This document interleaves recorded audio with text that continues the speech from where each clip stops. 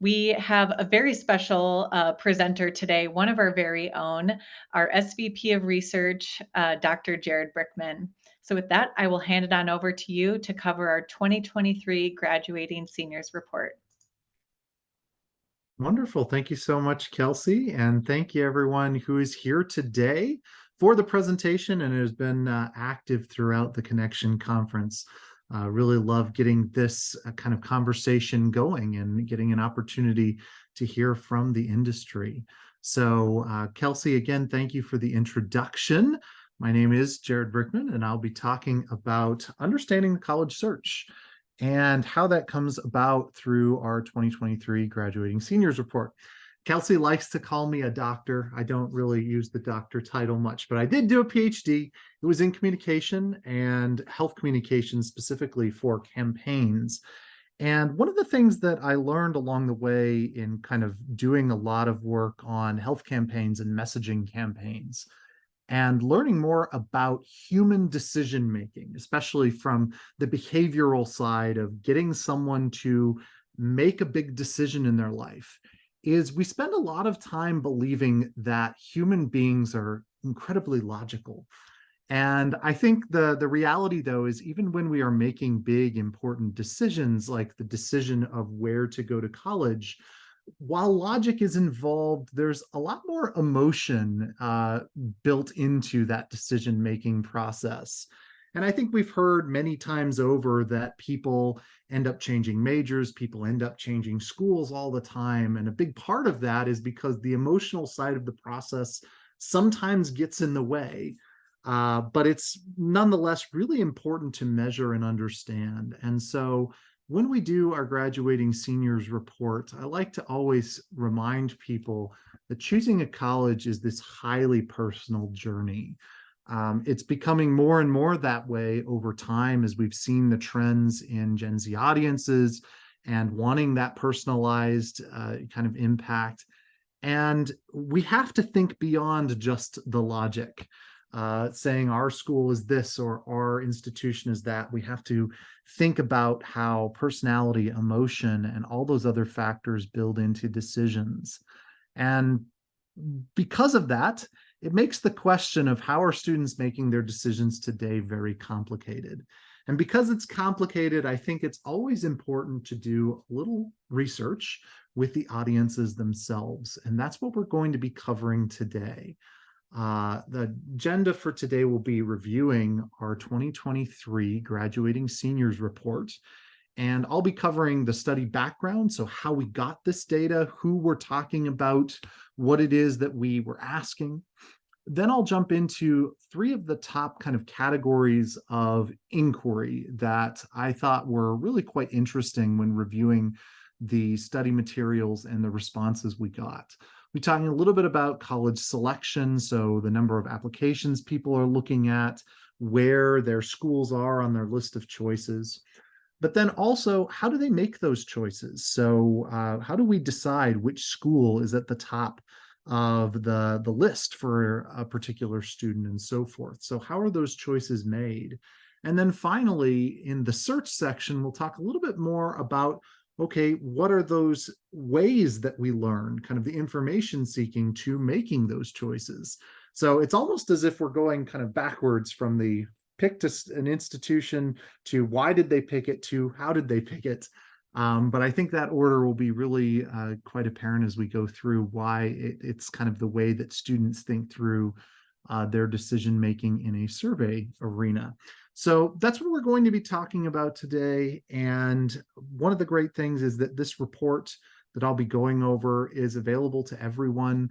We will be providing that at the end of this call. We'll have a link for anyone who wants to get into this report. And questions. We'll have a question and answer at the end of all of this. I intend to take about 40 minutes to go over these main results and then have an opportunity to chat through other things that you wanted to know about and any of the results that you think are particularly interesting. So without further ado, let's talk about this study. When I talk about the Graduating Seniors Report, what is that? What does it mean? How do we get there?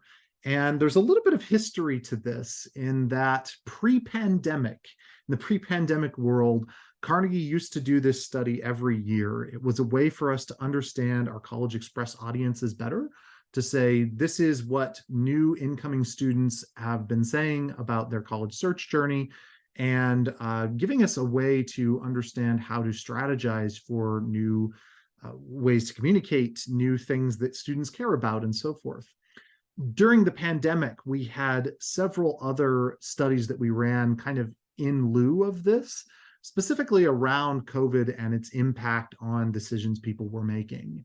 And last year, we actually did a study more on student motivations of why do people go to college. This year, we wanted to return to our graduating seniors report.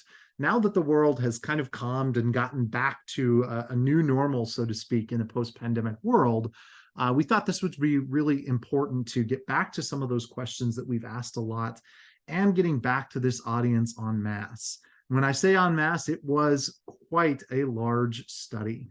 So what we did here is an online survey. This is specifically of undergraduates starting fall 2023. So those are folks who are having their first semester at college right now, hopefully having a great time, and we're excited to be going to college. And we got these folks from our College Express service. And so if I ever make kind of a reference to, okay, the students in this survey, it is because there is a little bit of difference between the College Express audience versus the larger pool of prospective audiences around the country. But it does a pretty darn good job. The survey was open between May 3rd through May 19th. So you can see that's right after that kind of traditional closeout day, deadline day. And that's going to be kind of the timeline for when we go collecting this. Survey took about 10 minutes and we had a 95% completion rate. That's not the percent of people who took the survey. Our lists were quite large. 95% completion rate just means that 95% of people who started the survey actually finished the survey, which is a fantastic number. Make sure that we didn't have any difficulties throughout the survey there. We also had this available for both mobile and desktop devices. When I was talking about this was a very large study, that's because of this amazing sample. We had more than 14,000 students, so those graduating seniors, fill out this study. From a person who used to do graduate research where we were hoping for a sample size of 100, being able to work with a sample size of more than 14,000 is really exciting.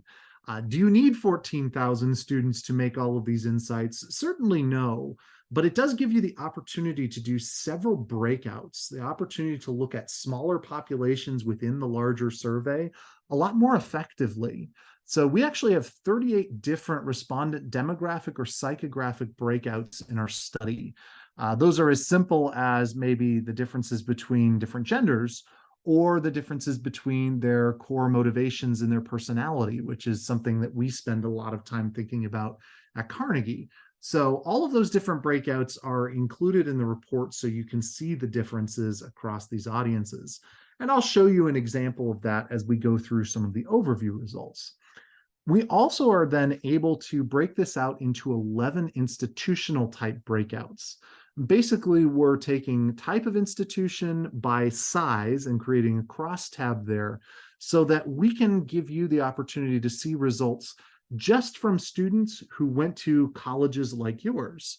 So if you are a large public school, the results might be a little bit different if you go and look at those results, comparative to if you are a small private religious institution. You might want to look into your results and how they differ from the overall mean. So being able to do those institutional breakouts, again, is a big part of why having this large sample size is so important. And it also allows for a very low margin of error. Low margin of error is good, especially when we have such a high confidence interval of 99%. And so what this really just means is that our statistical certainty on this for this sample of 14,000 people representing the whole of our College Express system is quite good. We believe there's quite a bit of representation there. So that's a little bit of detail about how we got this data. You might be curious, though, about who these 14,000 people are. So here is from our demographics page, and you'll be able to see all of the different demographics and institutional breakouts in our actual report, but these are some of the top level demographics that we have here across the study. What you can see is there are some situations where you can see that the College Express sample is a little bit different from what we see overall in the industry. A good example of that is the gender breakdown, 65% women to 31% men, for example. While there are more women going to college than men currently, it's not quite that much of a lopsided effort. We do have just more women who are willing to take surveys at times. That's why it's so important, though, that we do have breakouts later in the document so that we know that if we do want to get those differences, we can just compare the overall means for certain groups instead of thinking that this is a perfectly representative sample of all prospective students. It's almost impossible to get something perfectly representative. But there are a lot of other categories here that look pretty solid. Our LGBTQIA plus status, for example, that's tracing along what we've seen from other national panels about how Gen Z is about 20% in that category now, compared to each generation. It kind of just keeps going up. Our race breakouts are actually slightly overrepresentative of diversity in many categories, which is great to see. Socioeconomic status is broken out a little bit more, trending toward lower and lower middle income than what people typically go to college, but I do think it's really good to see those differences. We have political breakouts, religiosity breakouts, breakouts about grades. So you can see there are a lot of different ways that you can cut this data. If you're really interested in knowing what high achiever students are really thinking, you'll be able to see that throughout the report. For today, though, I'm going to be focusing around the top level outcomes, the top level results for some of those categories and questions that came away with some of the most interesting information. I do recommend, though, that everyone on this call who has an opportunity to look at the study, go and use the different types of breakouts, especially the institutional type breakout that matches your institution, to see how those differences really change the narrative at times about different things that we're looking into. So let's get into some of the actual results. Background is all very important, but we want to start getting into that really good data. So with college selection, one of the things that we quite often ask about is kind of the application funnel and applications to acceptances. So in 2023, our graduating seniors applied to an average of 7.35 institutions and were accepted to an average of just over 5.5 for an acceptance rate of about 75%. This is actually a really interesting finding because during the pandemic, we had application numbers jump quite significantly, as high as 9.5 applications in fall of 2020. Applications have now returned to pre-pandemic levels. So this was around the same number that we had back in our 2019 and 2018 studies, where we were seeing that applications are a little bit over 7 per person. What's I think is particularly interesting, though, is the acceptances, or that acceptance rate of 75%, has held to pandemic levels. So back during the pandemic, people were applying to more places and getting in at an acceptance rate of about 75%. Pre-pandemic acceptance rates were lower. So what we're seeing is that people are going back to the same number of applications before, but that acceptance rate has increased.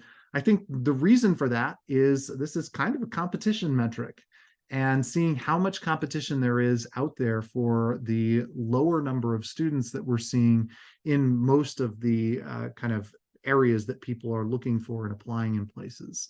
So really kind of some interesting ebb and flow of that data here. And what I wanted to show is an example in our report of how this then compares at those different demographic level breakouts.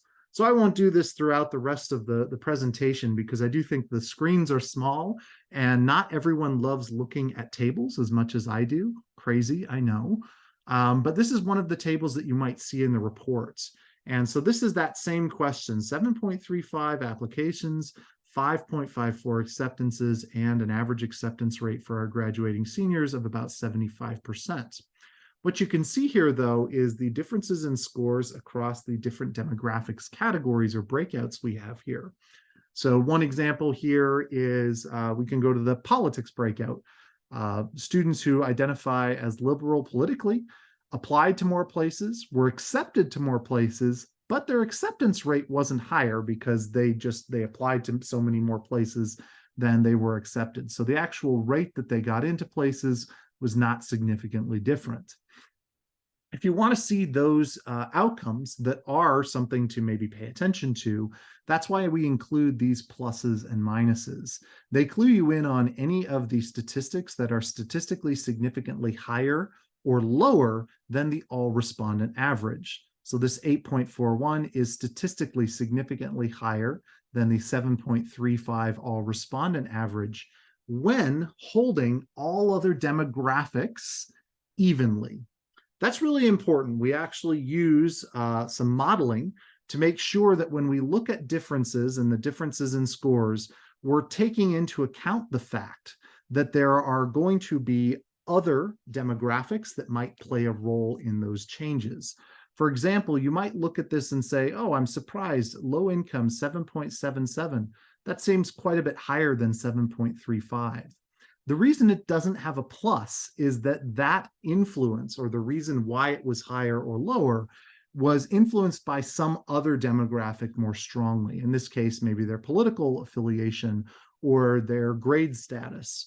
And so only the things that are pluses and minuses here were significant in a model to say, if I was trying to predict how many applications a person might submit, these are the factors I would look at.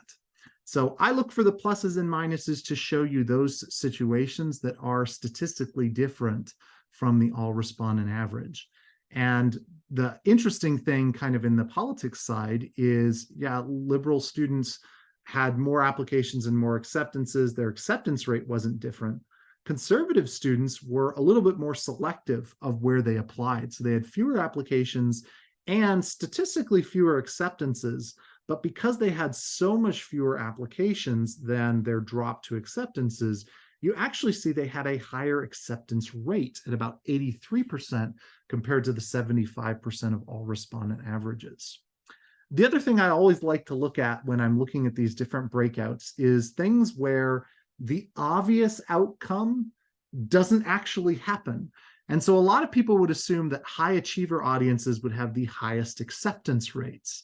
And you can see that they did apply to more places and get accepted there, but their acceptance rate wasn't significantly higher than any of the other groups. In fact, really only below average grade students had a significantly lower acceptance rate. This is one of those places where the data might surprise you, but when you think about the types of institutions that high achiever students are applying to, it becomes a little bit more realistic. You say, oh, well, they're probably applying to more difficult to get into schools. That's why they don't have such a great edge on their acceptance rate. They're also looking at more competitive institutions. So always be on the lookout for data that kind of tells a little bit of extra story as you go through some of the results in the report. This next question, I've often been asked, how many students could we realistically get after deadline day? And so we often ask College Express students, have they committed yet or not committed yet during this graduating seniors report? And for the most part, 94% of students have already committed by that deadline day of May 1st. At least if College Express students, and I give that specifically because I do find that College Express students tend to be just a little more on top of things and getting their choices in earlier than other audiences. But overall, this paints the picture of a pretty large percentage of people already having made that decision here. You can see that among those who hadn't, another 41% said they were trying to get that decision made as soon as possible. Another 31% says by the end of May. So if you're leaning into June, July, August as being part of that kind of commitment time, you definitely have a much smaller pool that you're working from there. I always think that's kind of an interesting look into the psychology of students and when they're making their choices. Of course, choices do change, and we want to make sure that we are relevant to that, but I think that's always an interesting one. The big highlight question I had for this section, and the thing I wanted to point out here, which I think can be a really important question if you are doing internal research with your admitted students as well, is the idea of what position was the college that you selected on your list of places to which you applied. So if you were doing this, say, with your admitted students, you might adjust the question to say, what position is insert your institution on your list of places to which you applied? And I really love this question because of some of the outlier data that you get from it. And I'll kind of explain what I mean by that. But if you ask this question, see, a majority of people saying the school I picked was the one at the top of my list. Not a surprise there. But there is a pretty healthy amount of people who didn't pick their absolute top of their institution, top of list institution. It could be that they didn't get into their top of list institution, so they found their next best option. But then there are also these students, almost 1 in 5, who are in these bottom 3 categories that are really saying the school I went to is not an ideal situation for me. And so I often say, if you're doing admitted student research, those are the groups that you should think about when you're thinking about retention issues, when you're thinking about students that might transfer, when you're thinking about students who might need a little bit of extra welcomeness from their institution. These are folks who kind of had to settle, and it doesn't happen that often, but you can see that there are still, because this was more than 14,000 students, there's hundreds and hundreds of students who really picked a school at the bottom of their list and had to kind of settle for that option. When you do it with your admitted students, the extra layer that you can see is also if you compare, say, your deposits to your declines. If a declined student, student who declined your offer, said you were at the top of their list, that is an ideal person to go figure out why. Maybe it was cost, maybe it was lack of a degree, but there's often a really good story to be told there when a person kind of bucks the trend of, yeah, this was at the top of my list, but I reject them, or this was at the bottom of my list, but this is the school I'm going to. Those are people really important to look into. And in the research world, we often talk about them being deviants or deviations from the typical results. And so even though this is just 2% of people, I think these are 2% of really interesting people, and getting to know them at your institutional level could be really helpful and a way to utilize your research in kind of a unique way. So the next thing I want to talk about is a little bit more on the college choice side. So how did they decide where to apply? We've kind of covered where they applied, when they applied, but how did we decide where an institution goes on that list of top to bottom? And so college choice factors are often a big piece of that. Here's a few quick details from the sample. Overall, 41% of students said that learning about something they have a passion for is a top 3 motivator going to college. And this really echoes a lot of the findings we had in our 2022 study. So I would definitely say if you found this research interesting and you did not hear about our motivation study from last year, that's another great report to look into, because it's really focused around why do people go to college? And while we asked that question just briefly on this survey, and it echoed some of those same results, I think it's really good to understand the differential between students who are motivated by learning and students who are motivated by future employment, and those being like the top 2 motivators and how they differ. It would be a good way to kind of tie the insights here from this study to a previous piece of work. The top 3 factors of choice for students in this study deciding which schools were at the top or the bottom of their list were degree options. So do you offer the major they're looking for?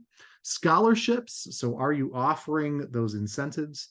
And just overall price. And when you see both scholarships and price in the top 3, I think that sends a pretty clear picture of what we are kind of dealing with these audiences. But what's really interesting about those 2 options is that there's a large cohort of people who just pick scholarship and doesn't pick price. And there's a large cohort of students who picked just price and not scholarships. So understanding those people who've picked one or the other and the difference in why that's important to them could be something really important for your outreach efforts in the future. I'll say too that factors of choice are very similar to past years. I'd recommend you review breakouts, especially your institutional breakouts, to see what the top factors of choice are for your institutional type.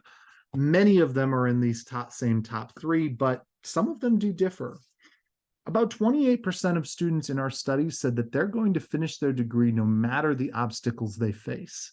But obstacles or barriers to education were a new kind of measure that we did this year in 2023. We haven't looked into it as much, so I'm going to present a little bit of data on that.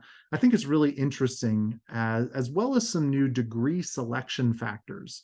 So we've often spent a lot of time about how do students pick a college, but I think how students pick a major can also be very important in understanding that kind of decision-making process here. So here's the barriers to attendance data. And again, this is top level. We have breakouts for all of these.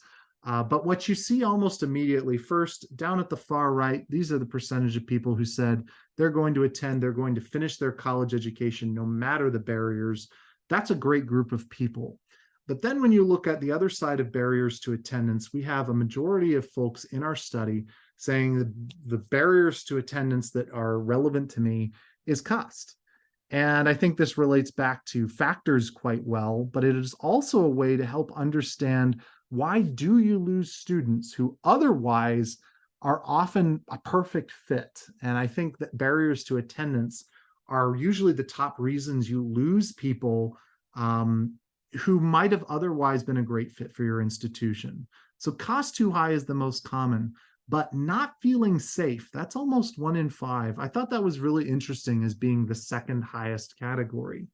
The rest of these results are relatively flat. And when you have a flat, low percentage distribution on a survey result, what that typically means is that this kind of question is highly individualized. Sure, there's one or two things that a lot of people think about, but beyond that, the barriers to attendance are a very personal and very specific thing for people. But you can see some of the other things here, people saying their family needs them, their grades might be too low, they don't have the time commitment, the job market appeal. So all these things are relevant, but they're not going to be things that you can do from a broad communication tactic to tackle.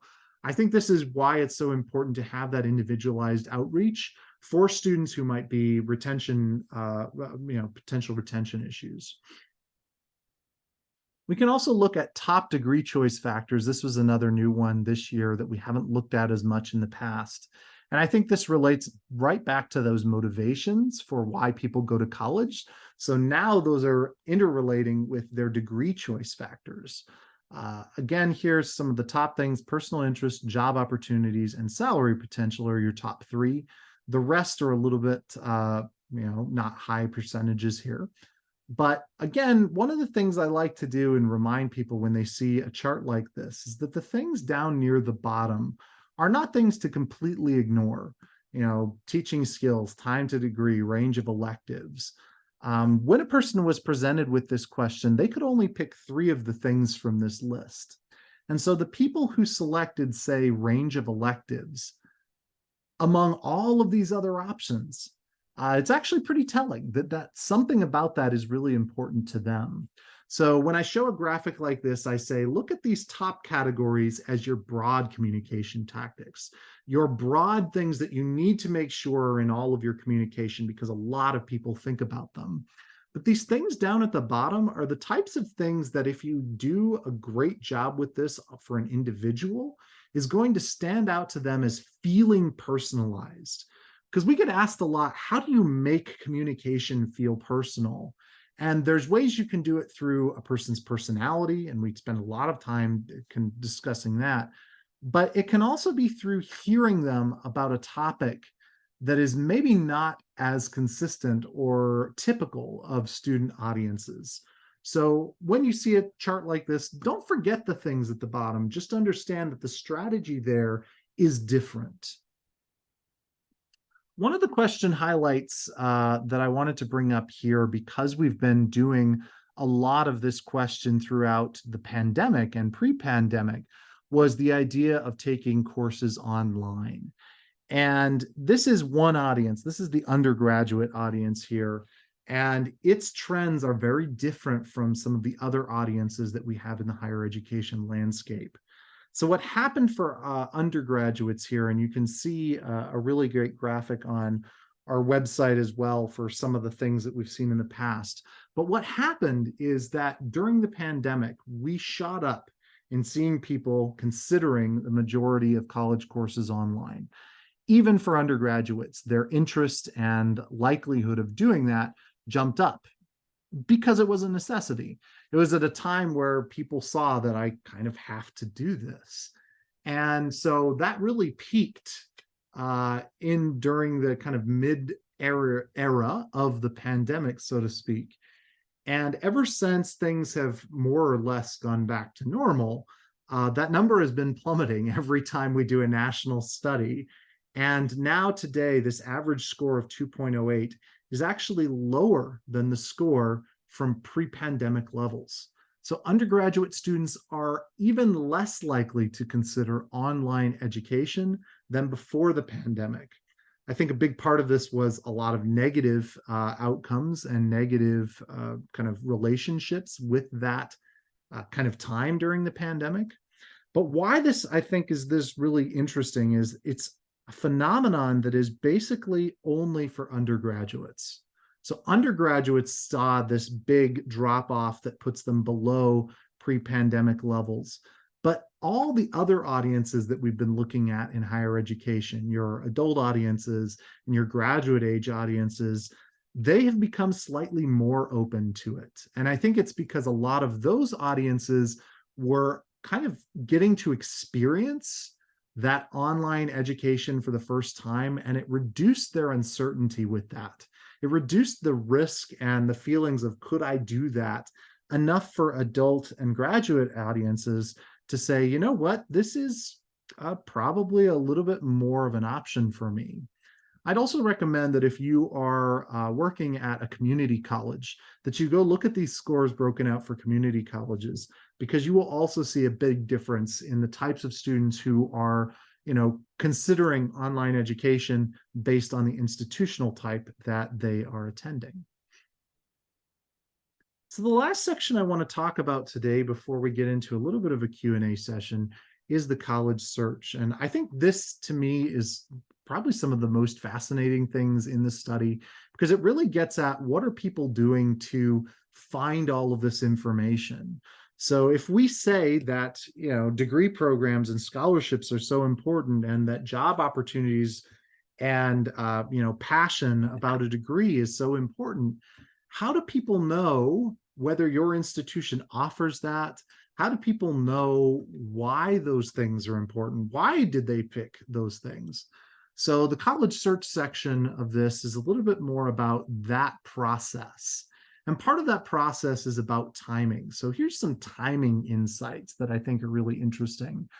54% of our prospective students from this study said that they were looking for colleges, actively looking for colleges before their junior year. So I think that's pretty much well in line with what we have seen in the past. But what I think was more interesting is that 10%, 1 in 10, are making a list of choice factors by their freshman year. So before they even start high school, they're saying, I want a school with this, this, and this. And that is higher than we've seen in the past, and really quite indicative of why we can't really wait so much as we might want to at times. We have to get in there early. Students are making those decisions early. And 17% of students said family was their top information source. And I'll show you this on a chart so you can see that this is actually number one among top information sources. That's really quite telling. And what we've seen in a lot of our qualitative work is that these discussions with families are not so much, hey, you need to go to XYZ institution. It's more about helping the students understand how to make a list. So you should be looking for a school that has XYZ, not saying, oh, well, these are the places to go. And that kind of human interaction between students and their families has continued to trend upward since COVID. I think there are a lot of people who felt the missing touch of the human connection. And so they're looking for more guidance from guidance counselors, from their family, from their friends, previous students, a lot more information seeking going on at the personal kind of interconnected human level than just those digital sources. But we'll look at digital sources as well, because students seek out most of their information and the most seeking happens on your websites. So if there's ever a reminder for website optimization, always remember it's top information source still. Decisions on what are important are typically made from those human connections. So that's what I was talking about with this kind of family interaction there. And this decision-making process is happening earlier. So as we continue forward, earlier and earlier students are starting to make those lists and make those things that are important to them. So here's that active information seeking data. I always think this is really interesting, and we ask it in two ways. First, with the crimson bars, this is the percentage of people who said they actively used that source during their college journey. The gold bar is the percentage of people who said that was their top information source. So that's where you see family actually as the largest gold bar among all of these, even though a lower percentage of people said they used their family as an active information source. You can see the top active information source for just overall use is college websites, and it does quite well in that secondary category here. But something like general searches, where there's a lot of people doing general searches, really suffers when you just look at the gold bar here, where a lot of people are doing it, but not a lot of people put a huge amount of kind of stock in that. I think the score for students/alumni, so this is your current students and the alumni at your institutions, is really interesting. It's not necessarily used a ton, but there is a really strong percentage of folks saying that was their top information source. So I'm talking about those kind of human connections, that word of mouth that's becoming more and more important. I think that's one group that you'll want to pay attention to. How do you make sure that your message is consistent coming from those folks? And we actually have some really interesting data about social media trust in a few slides that kind of underscores why this is such an important category. You can also see that there are some people who said they didn't do any active information seeking. I'm always a little shocked when I see anyone say that, but it can happen. So let's look then, if active information seeking is going out and looking for particular pieces of information, one of the other things I always like to look at with this audience is passive information seeking, which comes from platform use. And I like looking at this question because this one changes all the time. Every year I have different data on this, and I love to see when data changes, what are people actually using on a regular basis? So this one, the student could select any of the options on the response, as many as they feel they use on a regular basis. And what you are seeing is Instagram and TikTok are at the top. Google search and YouTube are not far behind. We have seen kind of the rise of Instagram in this audience for a while now. Being at the top is pretty typical of these lists, but it's really interesting to see how much it kind of beats out some of these other options. TikTok was the big shift this year. The large number really going to maybe 6th or 7th in the group up to 2nd is really quite interesting. And what we also noticed is that a lot of use on Instagram is through the Reels, which is very similar to TikTok videos. So short form video and the importance of short form video as an advertising tactic is more important than ever. I think the other big kind of coup of this study was just how low Facebook and Twitter got. We've been seeing Facebook shed percentage numbers among younger audiences every year. This is the first year where it's just kind of completely plummeted. Less than 1 in 5 of people saying they're using Facebook consistently. That was really quite interesting to see how much it dropped even just over the past year. So that is one way that we think about kind of this passive information seeking. They're not looking for colleges when they're on TikTok typically. But when you are on that platform, the types of user-generated content or organic content that you might see about a college, or even just having college involved in someone's TikTok video, how does that influence the way that people think about your institution? I think that can be a really important thing to think about, and might be important to review what kinds of social media go on your campus that has nothing to do maybe with the student experience or the admissions experience, but how that might influence the way people think about what your institution brand might be or what students are doing. I think it's a great source for this group to kind of feel like they know something about you beyond the marketing copy. One of the things we did this year, which I think created a really interesting graphic, is we had that question about where students spend their time. That was the previous graphic I just showed. It's on the x-axis. So the things that people use the most are over here on the right. The things that people use the least are on the left. We also asked a question, though, of where students felt they saw advertising for colleges. And so what this tells us now is, where are they getting information directly from colleges? Where are they seeing your ads and your content? And what this creates is a really interesting quadrant analysis to say those things in the top right, these are places where people are seeing your advertising and they're spending a lot of time there. That's great. Those are going to be really strong sources for places. The bottom right are places that maybe more attention could be taken. People aren't seeing as much advertising there, and they're using those platforms. So thinking about this bottom right as those platforms that you might think about enhancing your presence, or think about, hey, are we doing enough? Are we even on Snapchat? Are we doing anything with these platforms? Because people are spending their time there and aren't necessarily seeing a lot of competition, a lot of ads at present. The top left are places where it's a little bit more crowded. Not a lot of students are using those effectively, and there are a lot more of those ads that people are seeing. I give college information sites a bit of a pass because, of course, college information sites have college kind of advertising in them. But Facebook and LinkedIn are ones that I think it's always good for us to reconsider. How much time and effort are we spending here? Is that the best use of our time and effort?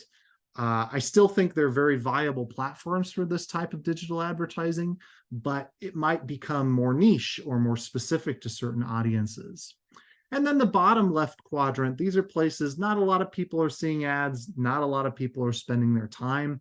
This is where you might only consider it if you have a very niche offering, or if you are going to try and find a very specific targeted audience.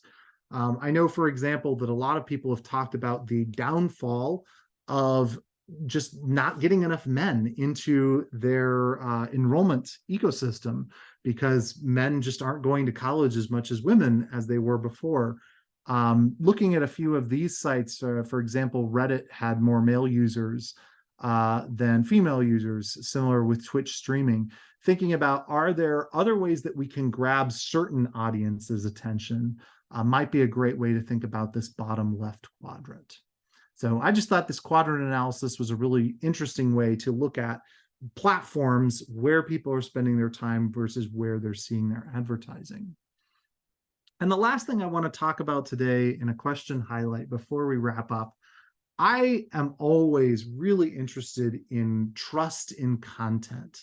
This is one of the things that back during my doctoral program, I spent a lot of time on understanding whether or not people trust certain health information that they get from different sources.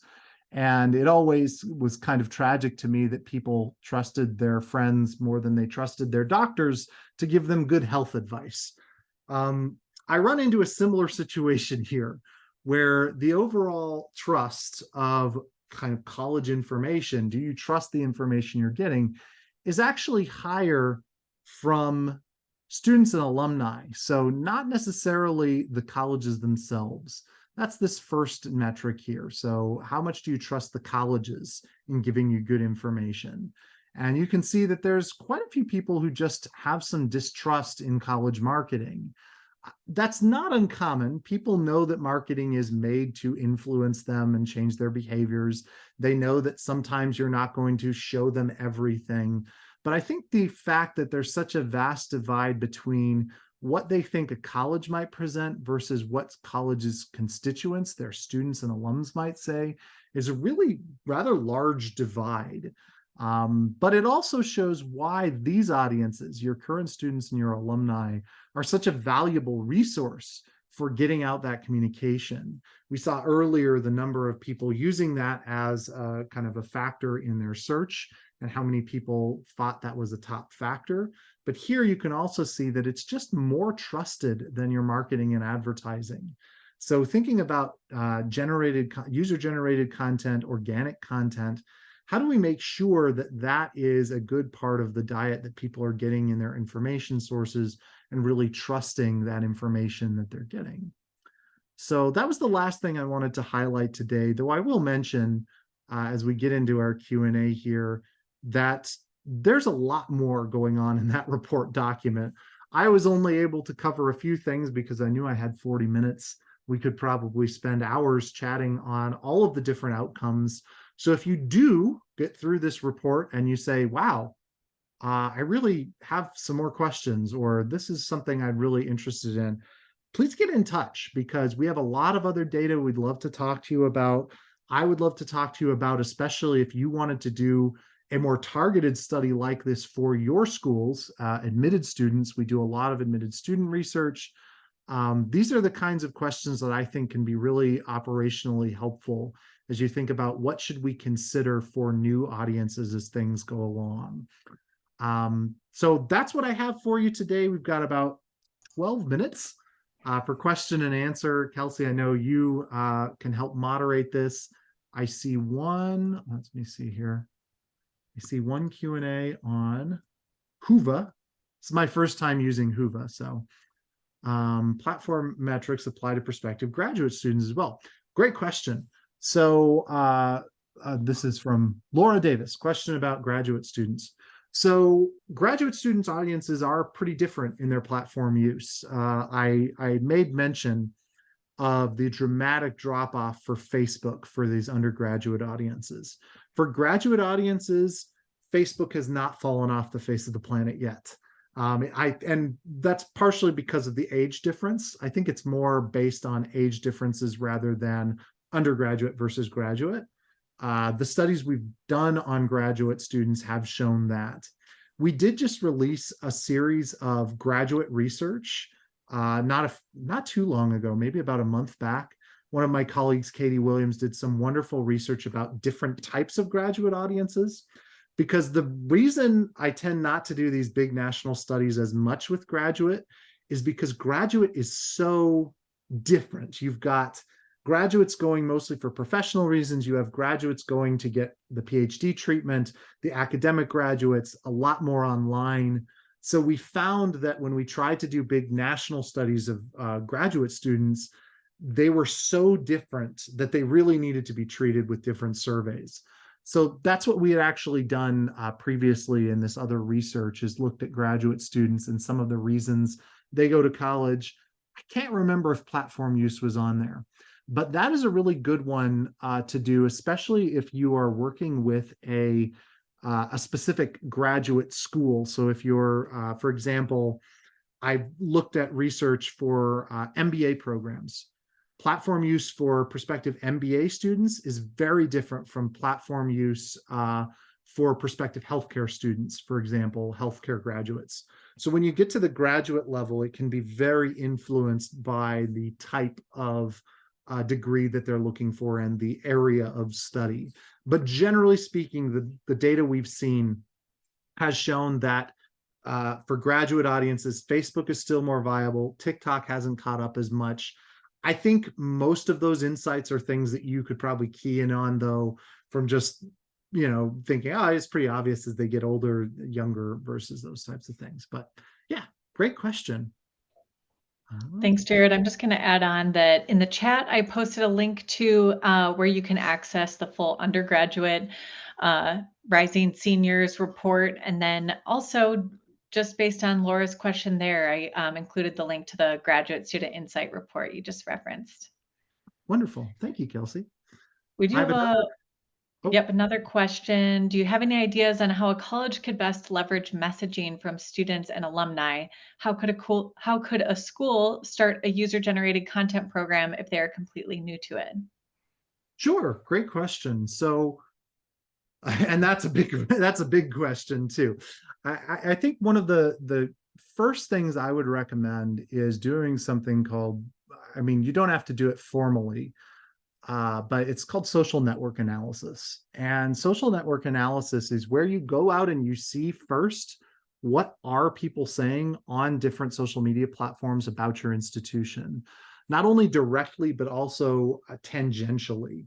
I think the most common user generated content that you're going to get organically is not going to be like, hey, here's the top 5 reasons I love my school.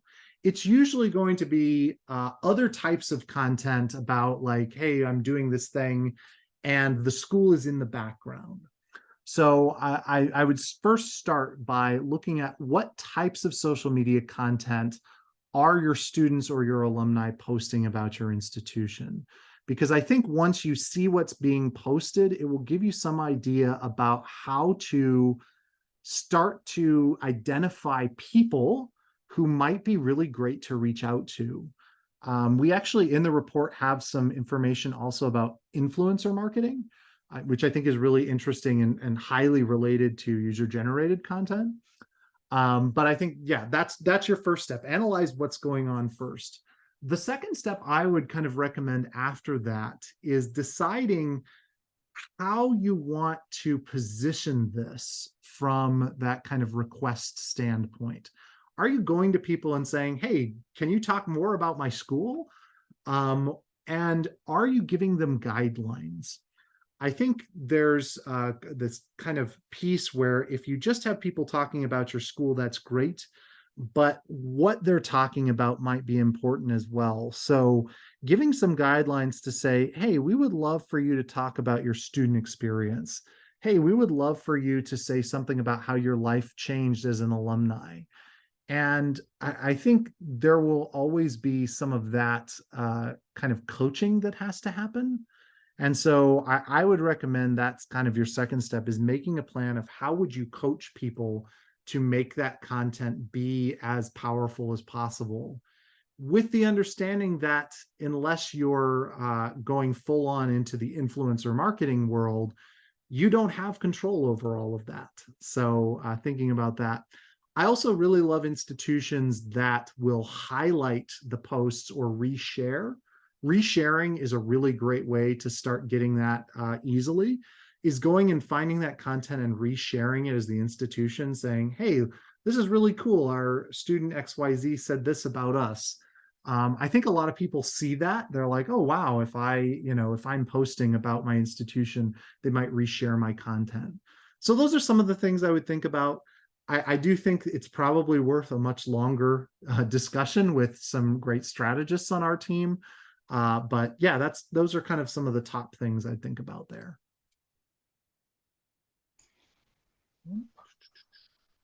I don't see any other questions, Let's unless see, I'm missing context. any. Oh, I have a question on the Hoover side. Did the question about social media messaging from students and alumni include any context about whether or not these influencers are speaking via the school channel or outside?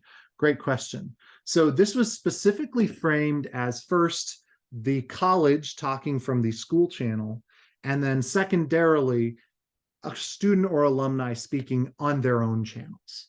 So that's a really great piece of comparison, because again, I think if you just had a student speaking on your college channel, I do think you run into the same question of, oh, was this just scripted?